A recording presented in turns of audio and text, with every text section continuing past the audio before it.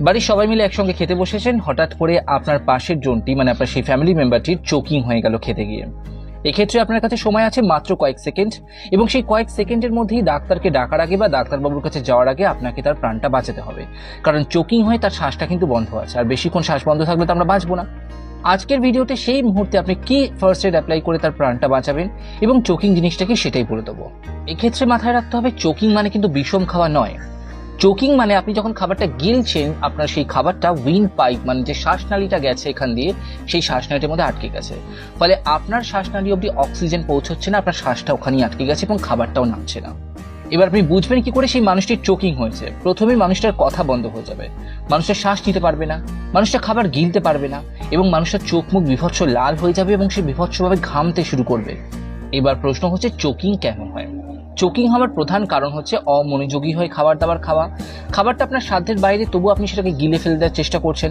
Number 3, আপনি খুব তাড়াতাড়ি খাবার চেষ্টা করছেন। নাম্বার 4, খুব শক্ত খাবার যদি আমরা খাই, সেমি সলিড ফুড যদি না হয়, সেক্ষেত্রেও কিন্তু চোকিং হয়ে যেতে পারে আমাদের ঘন ঘন।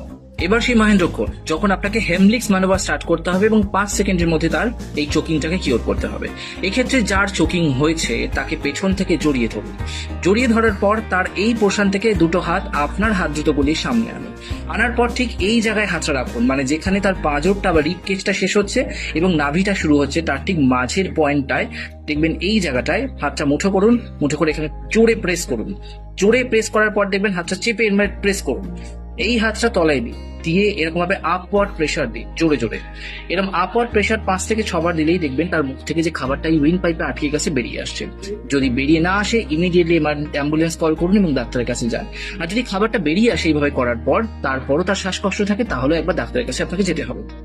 তাহলে হেমলিক্স ম্যানোভার টেকনিক অ্যাপ্লাই করুন, 5 থেকে 6 সেকেন্ডের মধ্যে তার প্রাণটা বাঁচান। ভিডিওটা লাইক কমেন্ট শেয়ার করুন এবং অবশ্যই সবার কাছে পৌঁছে দিন, যাতে ক্রিটিক্যাল সিচুয়েশনে এই ফার্স্ট এডটুকু দিয়ে তার প্রাণটা আমরা বাঁচাতে